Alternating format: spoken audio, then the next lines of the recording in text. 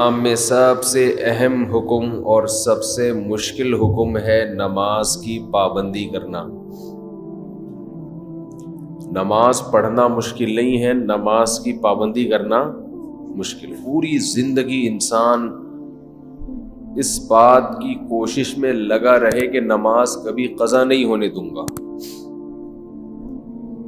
تو یہ آسان کام نہیں ہے۔ ہر حکم میں چھٹی ہوتی ہے، آپ آفس جاتے ہیں ہفتے میں 6 دن 1 دن چھٹی کرتے ہیں، درمیان میں اور بھی چھٹیاں آتی ہیں، قائد اعظم ڈے آ گیا، علامہ اقبال ڈے آ گیا، شاہ عبداللطیف بھٹائی کا دن آ گیا، بھٹو کی شہادت کا دن بھی ہو سکتا ہے۔ جتنے سیاست دان دنیا سے جاتے رہیں گے ان کی چھٹیوں کی تعداد بڑھتے بڑھتے 2-4 دن رہ جائیں گے آفس ورک کے لیے۔ تو ہر کام میں چھٹی ہوتی ہے، کہ نماز جب سے شروع ہوئی موت تک ایک دن بھی ایسا نہیں ہے جس میں قضا کرنے کا حکم۔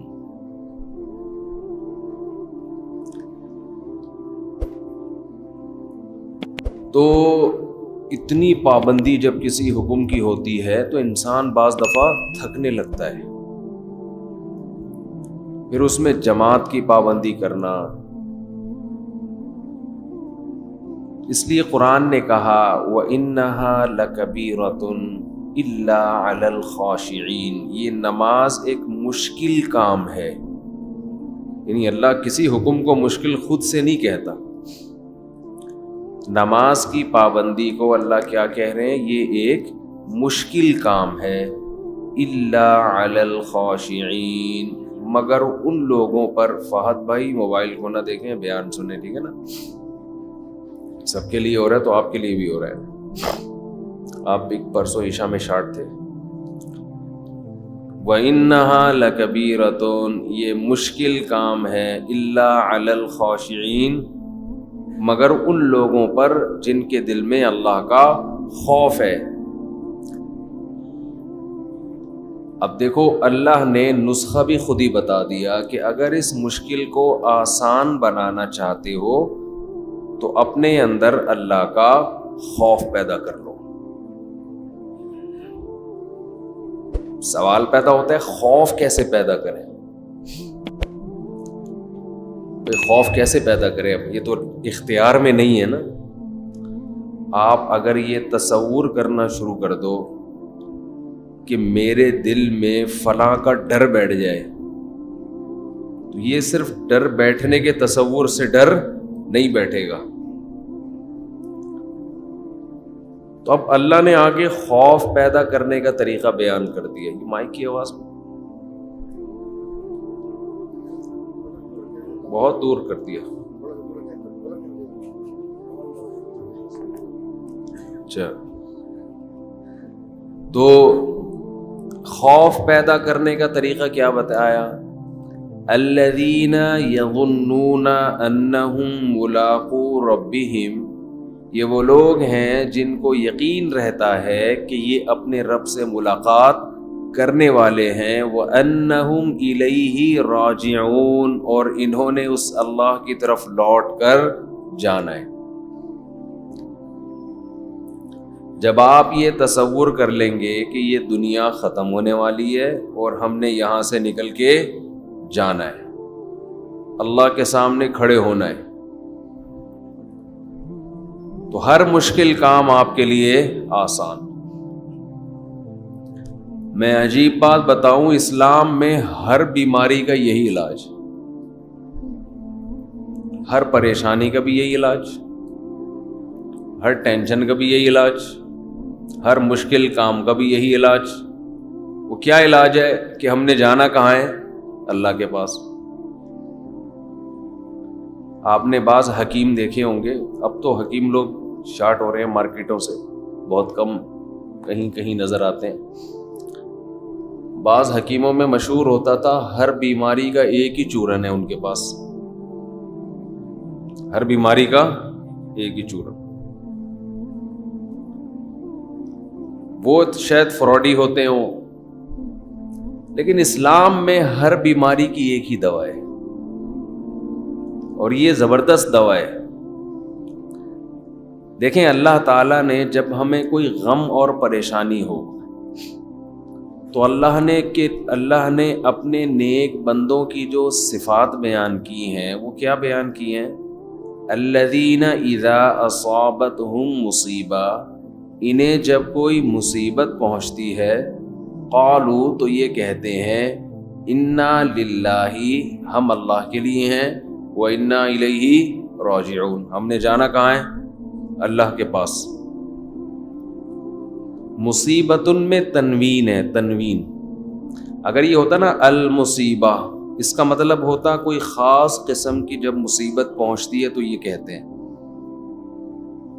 خاص قسم کی مصیبت کچھ بھی ہو سکتی ہے، لیکن یہاں ہے مصیبتن، کسی بھی قسم کی مصیبت، کسی بھی قسم کی ٹینشن، کوئی پریشانی،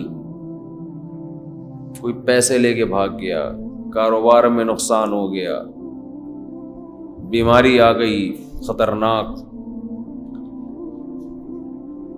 بچے نافرمان ہو گئے، ہر ٹینشن کا ان کے پاس علاج کیا ہے. ہم نے جانا کہاں ہے؟ اللہ کے پاس. تو یہ نیک لوگوں کی اللہ نے علامت بیان کی ہے کہ ان کے پاس ہر ٹینشن کا ایک ہی چورن ہے، ایک ہی دوا ہے کہ بھئی یہ دنیا ختم ہونے والی ہے اور ہم نے جانا کہاں ہے؟ بول لینا اللہ کے پاس. جب اللہ ہی کے پاس جانا ہے تو کیا ہوگا بھائی؟ وہاں جا کے اللہ کے پاس سوال پیدا ہوتا ہے. بھائی اللہ کے پاس جانے کا مطلب یہ ہے کہ یہ ٹینشن دینے والا اللہ ہے، تو وہ مجھے دیکھ رہا ہے کہ میں اس پریشانی میں صبر کر رہا ہوں، اس کا نعم البدل وہ قیامت کے دن مجھے دے دے گا. آج ہمارے ساتھ سب سے بڑا مسئلہ یہ ہے کہ جتنا قرآن آخرت کو، موت کے بعد کی زندگی کو بیان کرتا ہے، ہم اپنی نجی محفلوں میں، اپنی روز مرہ کی زندگی میں اتنا موت کا تذکرہ اور آخرت کا تذکرہ کرتے نہیں ہیں، بلکہ ڈرتے ہیں. آپ زیادہ یہ باتیں شروع کر دو نا، بھائی مر جائیں گے، ختم ہو جائے گا، تو سمجھتے ہیں لوگ بیوقوف آدمی ہیں، ترقی سے روک رہا ہے. جو حقیقت بیان کر رہا ہے اسے لوگ کیا کہتے ہیں؟ یہ ترقی سے روک رہا ہے. یہ حقیقت بیان کر رہا ہے. تو خیر میں یہ کر رہا تھا، جو کام مشکل ہو آپ نے اپنے دماغ پر مسلط کر لینا ہے کہ بھی یہ دنیا کیا ہے؟ ختم. اس سے آپ خوشی میں اتراؤ گے بھی نہیں، ورنہ خوشی میں بھی انسان آپے سے باہر ہو جاتا ہے. پیسہ آ گیا تو پتہ نہیں اتنا خوش ہو رہا ہے جیسے کیا ہو گیا بھائی، کتنا کیا ہو گیا. وہ طوطا یاد آ رہا ہے، کیا ہوا؟ ایک بولنے والا طوطا کچھ دن پہلے دیکھا، وہ بات بات پہ کہہ رہا تھا کیا ہوا، ایسے اسٹائل سے کہہ رہا تھا کیا ہوا.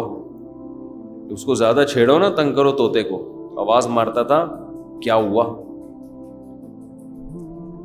تو اگر کوئی پیسہ آ کے کوئی بہت ہی زیادہ خوش ہو گیا تو آپ نے کیا کہنا ہے؟ اس کو بولنا ہے کیا ہوا.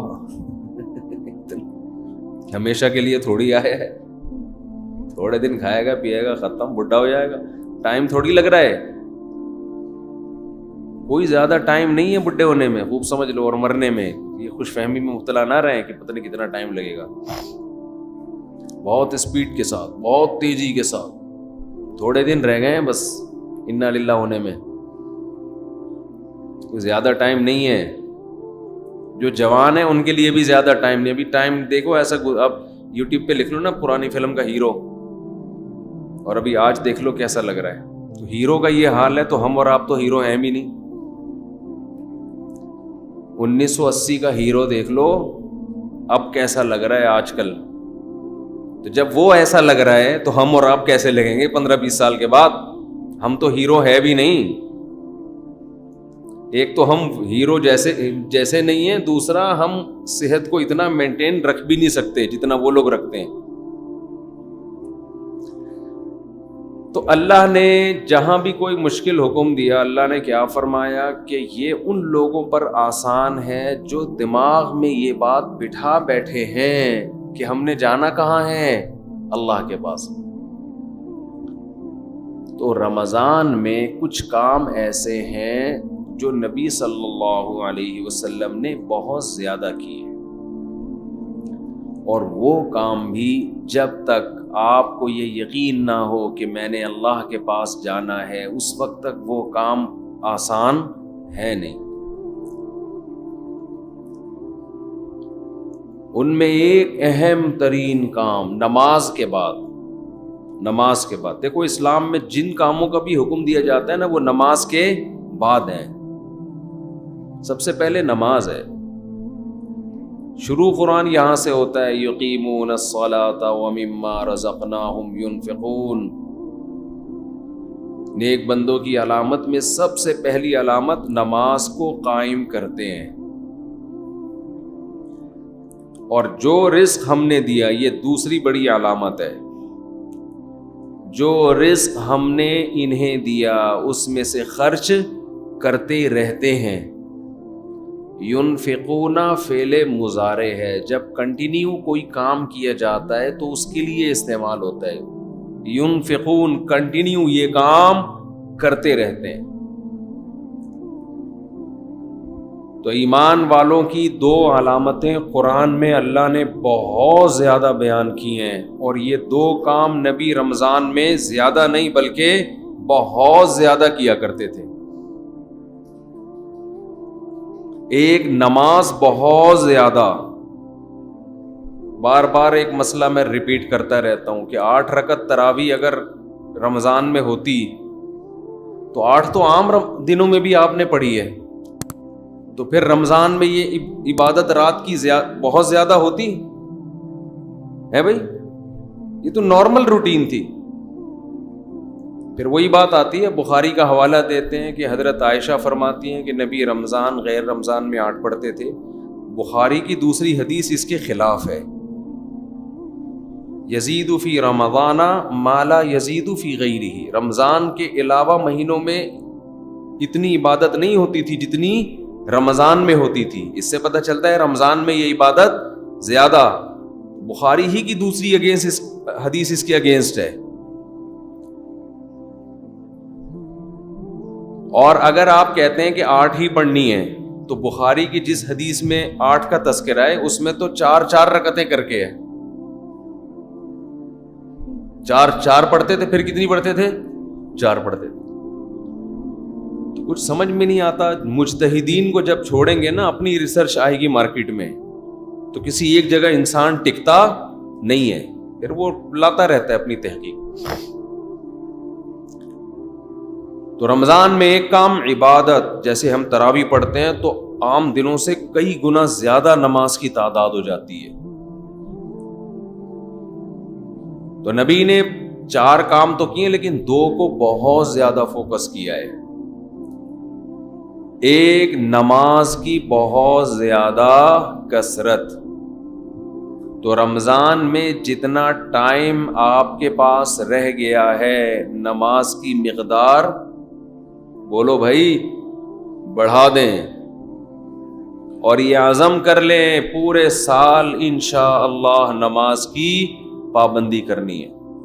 جرمانہ رکھیں اپنے اوپر، جب تک انسان اپنے آپ کو سزا نہیں دیتے نا، انسان کا بچہ بنتا نہیں ہے۔ دنیا میں کوئی بھی نہیں انسان کا بچہ بنتا شرافت سے، یہ دور شر اور آفت کا ہے، شرافت کا نہیں ہے۔ خود سزا دے اپنے آپ کو۔ فجر کی نماز جس دن رہ جائے اس دن ناشتہ گول، ناشتہ نہیں کرنا اس دن۔ دوسرا کام جو بہت زیادہ نبی نے رمضان میں کیا ہے، حضرت عائشہ رضی اللہ تعالی عنہا فرماتی ہیں رمضان میں آپ صلی اللہ علیہ وسلم سخاوت کا دریا بن جایا کرتے تھے۔